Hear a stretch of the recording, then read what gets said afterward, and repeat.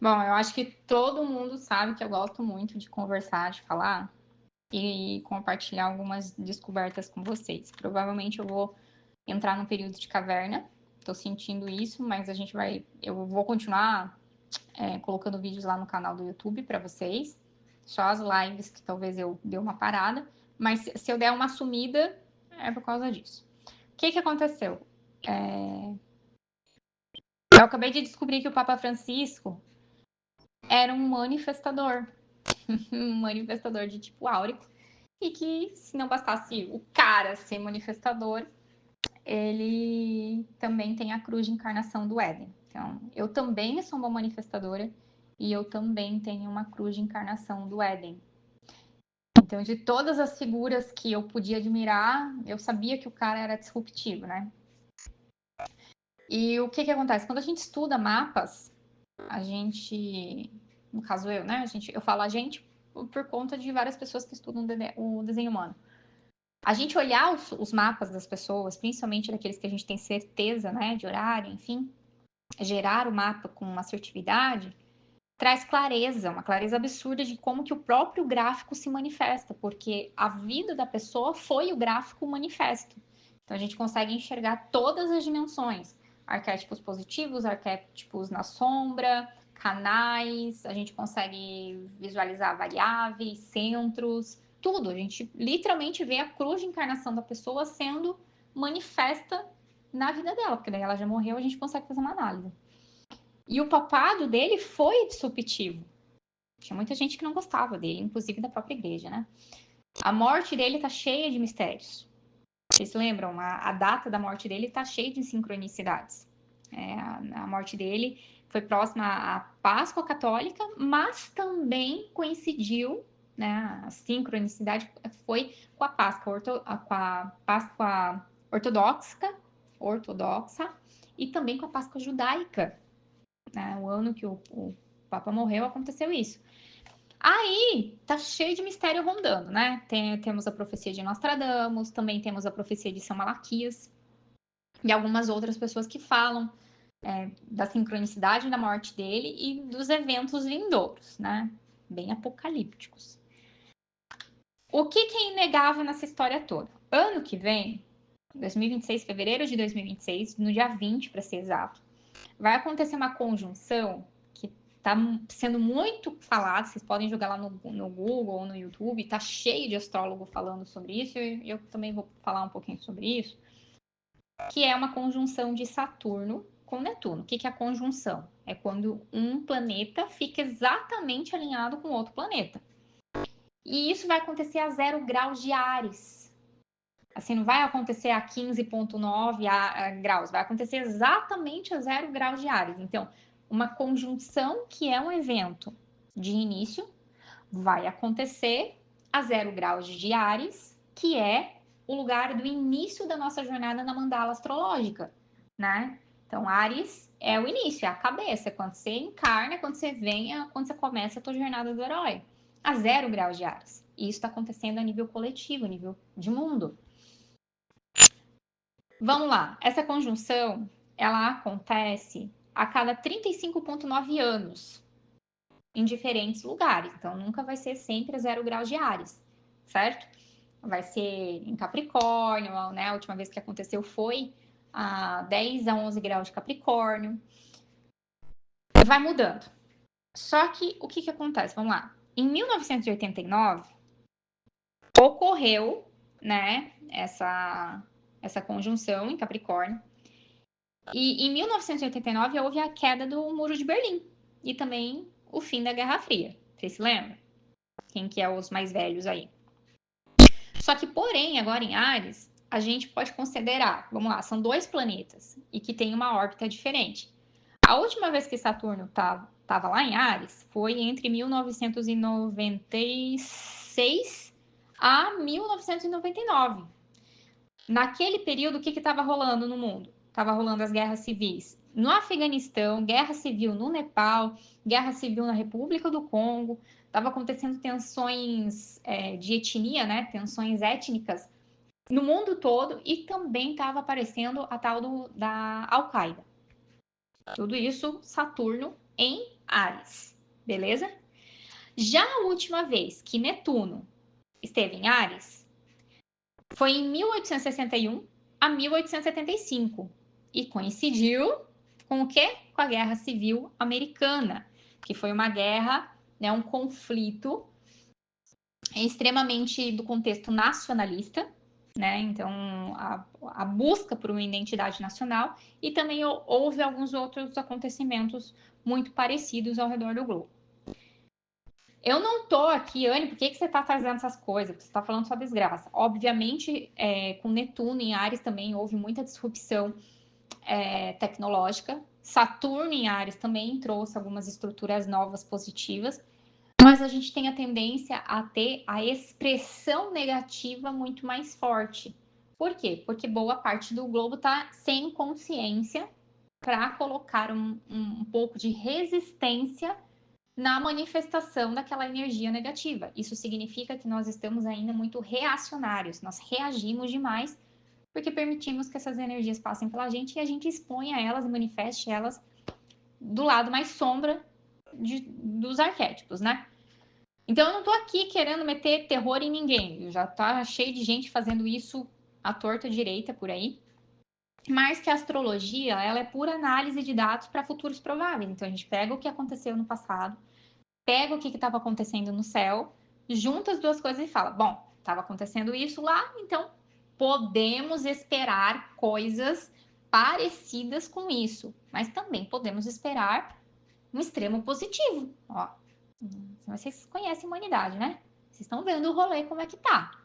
Dá para esperar muita coisa positiva? Obviamente, não. Mas dá para aparecer umas coisas positivas, mas podemos esperar as negativas. Então, são futuros prováveis, probabilidades de acordo com essas análises de dados. Pois bem, Saturno e Netuno vai estar a 0 grau de Áries, dia 20 de fevereiro. E esse encontro vai acontecer no portão 25 do desenho humano. E o portão 25, ele tem duas expressões. Expressão positiva e expressão mais sombra, mais negativa. Não significa que a expressão negativa é do mal, mas ela pode se tornar, por observação, né, do mal. A expressão negativa do 25, quer ver? O que ele fala? Ele fala de uma energia da gente julgar muito a nós mesmos e também um julgamento muito grande dos outros. Esse portão 25, ele faz com que a gente vivencie muita auto-rejeição, auto-ódio e autodesprezo. E a gente acaba fechando o nosso coração quando existe um trauma muito grande, uma vergonha muito grande, porque a gente se sente não digno de amor. Veja, toda vez que a gente se sente não digno de amor, toda vez que a gente pratica auto-rejeição, auto-ódio, autodesprezo, o que a gente pode esperar do mundo exterior? Que eles façam o mesmo com a gente. Então, se tem muita rejeição, se as pessoas cometem muita rejeição em mim, provavelmente eu me auto-rejeito. Se as pessoas me odeiam muito, provavelmente existe um auto-ódio muito grande, né?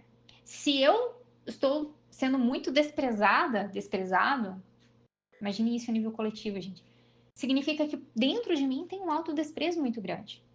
E se eu não me sinto digna de amor, o que é que eu vou criar na minha realidade fora de mim? Literalmente eu não sendo digna de amor. Não tendo esse amor. Então essa expressão é uma das mais fortes que a gente materializa. Anne, o lado positivo, Anne. O lado positivo é o portão 25, ele sempre acredita que Deus, o universo, a vida, a fonte criadora, enfim, aquilo que tu acredita de poder superior, de que o próprio Deus, de que a própria fonte é amor incondicional e que todas as pessoas do planeta são merecedoras desse amor incondicional. Entende? Todas as pessoas merecem amor incondicional. Eu conheço um cabra que veio há 2000 anos atrás e que tentou, pelo jeito, enfiar a mesma coisa na nossa cabeça. no nosso coração e falar, gente, então, eu tô aqui dando o exemplo do rolê. Vocês conseguem copiar? Esse portão 25, ele tem a convicção de que o amor tudo vence. E que o verdadeiro caminho para o amor incondicional é a gente aceitar, é a aceitação do que simplesmente é. Entende, gente? Qual que é a dificuldade? Pelo menos a minha perspectiva. Isso é uma opinião própria. Qual que é a nossa dificuldade? A nossa dificuldade é exatamente confundir a aceitação, que é aceitar a realidade da qual nós estamos vendo, que já está materializada. Isso significa que o que já está materializado já é passado. E a gente, qual que é o contrário da aceitação? O contrário da aceitação é a negação. Nós estamos extremamente negando nossas sombras, negando nossa raiva, negando nossos desejos, negando nossas emoções, negando nossas opiniões, negando a nossa voz, negando nossos limites. A gente está em processo de negação absurdo e tudo isso está vindo à tona. Quanto mais a gente nega, mais a gente manifesta. Quando a gente começa a aceitar, isso não significa que a gente vá para o inferno, que a gente vai sair matando todo mundo, não. Mas quando a gente começa a aceitar e a não querer oprimir, reprimir, negar, esconder, abafar, suprimir, a gente consegue a se amar do jeito que a gente é para daí começarmos um aperfeiçoamento. Mas a gente não aceita, a gente coloca a condição no nosso próprio amor próprio. Ficou paradoxo, né? A gente coloca a condição para se amar. E se você, obviamente, coloca a condição para se auto-amar, você vai encher o mundo de condições para amar os outros. Não, eu só vou amar o outro se o comportamento do outro for aquilo que eu espero. Eu só vou amar o outro se o outro, se eu controlar o outro. Eu só vou amar o outro se o outro for da mesma religião que eu. Eu só vou amar o outro se ele compartilhar a mesma opinião que eu. Eu só vou amar o outro se ele for de direita, porque se ele for de esquerda, eu não vou amar. Entendem? Então, essas projeções que estão ficando cada vez mais evidentes, que basta perguntar, tá, fulano, ok, você tem muito ódio por aquela pessoa, pelo irmãozinho, né? Pelo irmão, pela irmã. Esse ódio imenso não é um auto-ódio? Só que você está projetando? Essa rejeição intensa que você tem por algo ou alguém, não é uma auto-rejeição? Vamos conversar? E aí? Esse condicionamento, eu só amo outros em determinadas condições, não é uma falta de auto-amor incondicional? Então, isso vai ficar muito evidente. Nós vamos iniciar um ciclo nessa energia, percebem? Vamos lá. Não sei se vocês já estão aterrorizados. Isso aqui é um podcast, hein? Eu quero que vocês compartilhem esse áudio, pode mandar para os grupos. Eu quero que vocês assinem meu canal também. Assinem, me sigam. Provavelmente eu vou colocar esse áudio lá no canal também. Me sigam nas redes sociais, Instagram. Convidem o pessoal aqui pro grupo. Compartilhem esse áudio. Faltou. Ativem o sininho. Brincadeira, vamos lá, depois da pausa. É porque o papo é meio tenso, né? Daí eu tenho que dar uma quebrada. Portão 25. O nosso espírito e o amor que trazemos com esse nosso espírito e também o amor que a gente traz dele. Nosso espírito é fonte desse amor. Tudo isso vai ser colocado à prova nesse grande ciclo que começa dia 20 de fevereiro do ano que vem. Anne, vai começar só dia 20 de fevereiro? Não, a gente já está vendo ele acontecer, porque quando se trata de planetas lentos, as coisas acontecem um tempo antes e também continuam acontecendo pro resto do ciclo e também um pouco depois com maior materialização.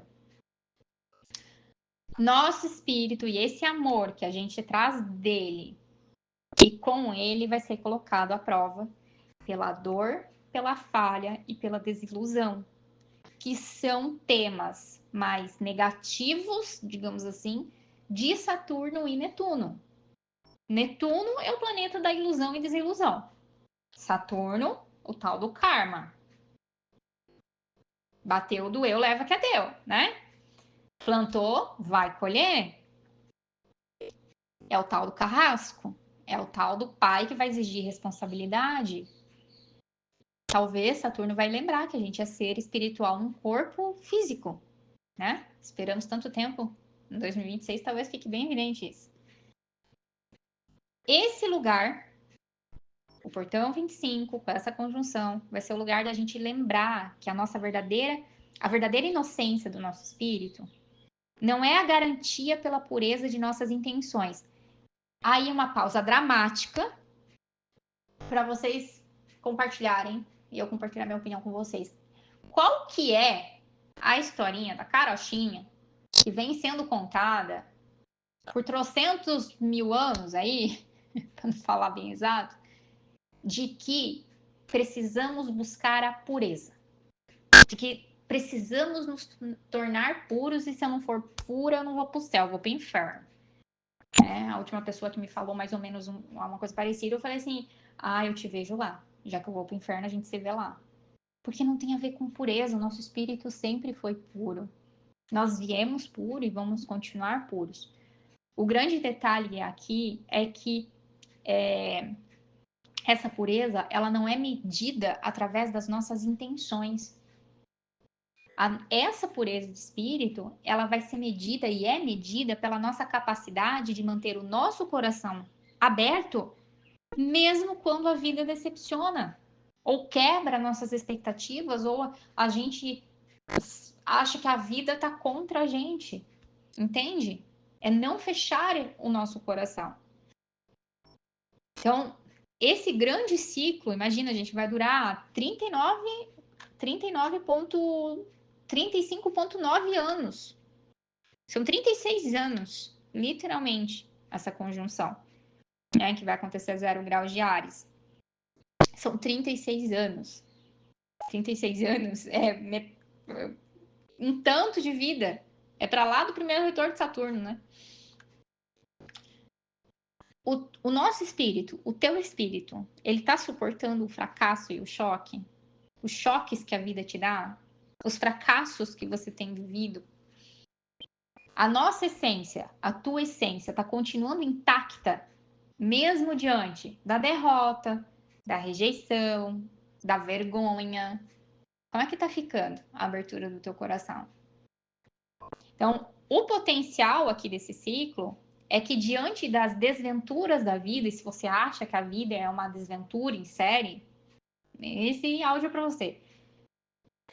Diante dessa percepção de que a vida é uma desventura em série, o extremo dessa energia possa se manifestar e vai se manifestar como?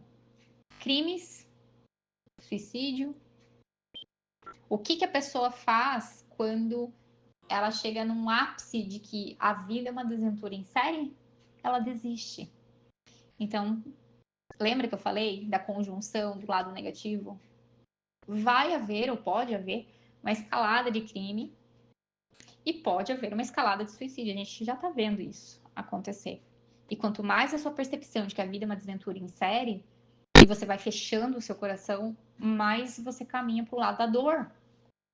Então a dor, ela tá levando à amargura, ao cinismo e à desconexão da própria alma. Dor faz com que a gente se desconecte, que a gente vai fechando o nosso coração. A gente fecha o coração para a própria vida, porque a gente acredita que a vida é uma desventura em série, né? A gente acaba morrendo espiritualmente por não compreendermos, então, o sentido dessa dor. De que a dor tem um sentido. Se não tivesse um sentido, o teu cérebro não teria o receptor de dor. Agora, o que você faz diante dela é o que nos diferencia. E aí só existe uma escolha, não vai ter muita escolha aqui, não vai ter um leque de escolhas para a gente fazer. Só vai existir uma escolha, a de que a gente consiga permanecer humano, não só enquanto espécie, mas um ser humano com humanidade, que é bem diferente do ser humano só enquanto espécie, porque o ser humano enquanto só espécie é um bicho. Agora, o ser humano que tem compaixão, ele desenvolve essa humanidade interna. Então, um ser humano com humanidade em meio ao caos. Você consegue permanecer? Você consegue ficar esse ser humano com humanidade em meio ao caos? Eu vou dar um exemplo aqui. Acabou de acontecer um tornado aqui no Parará. Eu moro numa cidade muito próxima. Eu moro mais pro oeste, né? E passou um tornado em Rio Bonito, literalmente devastou a cidade. Cidade pequenininha do interior. E mesmo no meio dos BO tudo acontecendo, os caras saqueando o comércio. Entende? Falei. Crime e até suicídio. Você consegue ficar humano com humanidade no meio do caos? É esse o pente fino que vai ser passado no grande ciclo de 30, de quase 40 anos aí dessa conjunção. Bom, qual que é a outra opção, Anne? Você falou que só tem uma opção, mas. Quer dizer, eu só falei que só tem uma escolha, né? Mas você tem uma opção, que é morrer. Morrer espiritualmente. A gente tá vendo as pessoas. A gente tá conseguindo passar o tal do joio do trigo. O que é o tal do joio do trigo, gente? A pessoa já morreu espiritualmente. Ela tá viva ali, o corpo tá vivo, a mente, o ego tá vivo, mas morreu espiritualmente. A pessoa que morre espiritualmente é a pessoa que fechou o coração porque acredita que a vida é uma desventura em série. A pessoa não conseguiu lidar com a dor, com a própria dor. E aí segue o caminho em que é só um ser humano de espécie, mas não tem humanidade, não tem compaixão ali dentro. É uma pessoa que morreu espiritualmente. Então a outra opção, obviamente, é essa. Por que eu tô trazendo isso para vocês? E por que eu falei do Papa? Porque as pessoas que carregam a cruz de encarnação do Éden, de forma. Não é todas, tá? Porque eu conheço figuras que têm essa cruz de encarnação, mas que estão transformando o mundo mais em caos do que de fato num paraíso.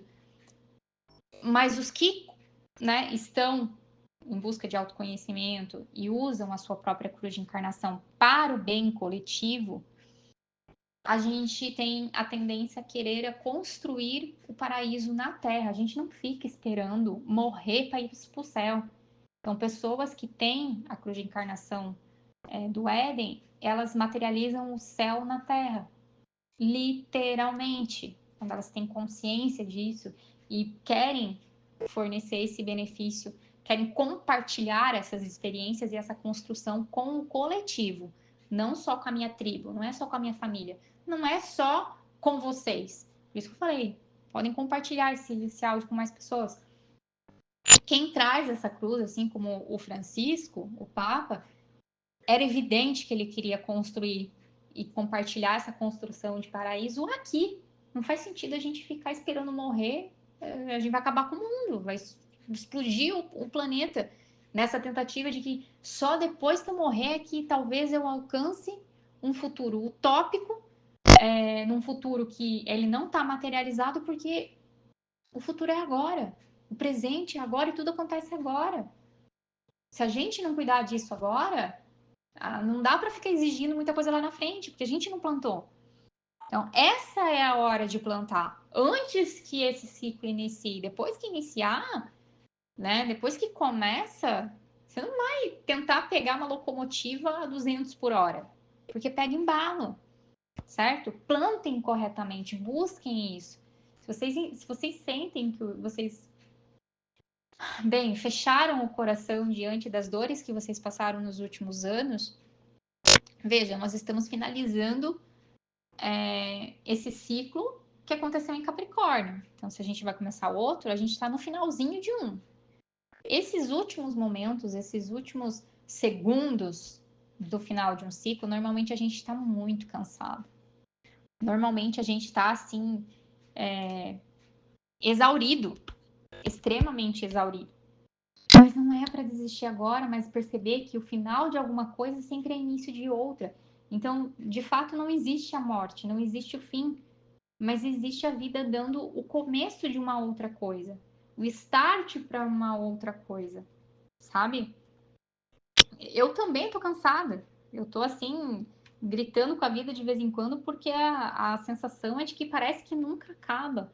Essa sensação de que nunca acaba e de que só tá piorando é por conta, né,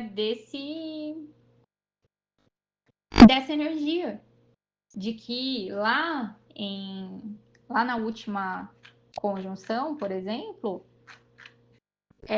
a gente foi chamado a refinar os nossos propósitos, a parar de lutar por lutas que não são nossas.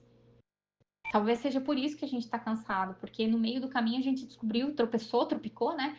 E descobriu que a gente estava lutando por propósitos que não eram nossos, por lutas que não eram nossas, por crenças que não são nossas, por ideais que não são nossos, por valores que não são nossas. Lá atrás, no último ciclo, não tem por que a gente ficar só lutando por lutar, entende? Porque a gente tá nessa energia de que se eu não estiver lutando, parece que tem alguma coisa errada. Tá, mas você tá lutando pelo quê e para quê? Faça. Esses últimos momentos é maravilhoso você se fazer essa pergunta.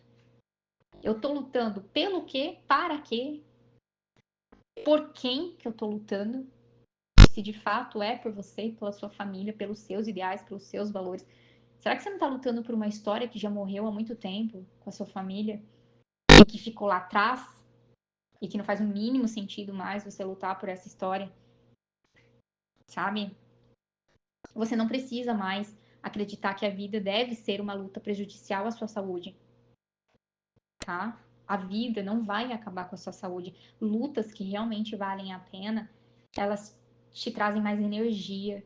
A fonte tá com você e você tira energia que você não sabe nem da onde que é, porque são lutas que realmente valem a pena. Se você tá muito cansado, se você tá exausto, talvez é porque por aquilo que você estava lutando nos últimos anos, e quando eu falo últimos anos é talvez 40 anos, 20 anos, 30 anos, não sei qual a idade de vocês. Eu tenho 35 e eu vim de uma energia muito parecida com essa, porque eu tenho bastante coisas em Capricórnio. Eu lutei lutas que não eram minhas. Eu lutei lutas que eram das mulheres da minha família, mas não eram minhas. Eu lutei lutas que eram do meu pai e da minha mãe, mas que não eram minhas. E só agora, depois de estar quase, né, sangrando todo esse caminho, eu percebi. Tirou o véu da ilusão e falou: putz, não, eu preciso lutar por aquilo que realmente vale a pena. Por exemplo, vocês aqui, mesmo que eu não conheça cada um de vocês, é uma luta que vale a pena ser lutada. A minha luta é construir o Éden aqui no planeta enquanto eu tô viva.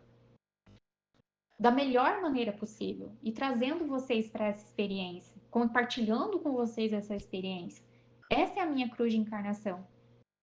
De que a gente pode sim ter nossa originalidade, a gente pode ter a nossa individualidade e ainda assim cooperar com o coletivo.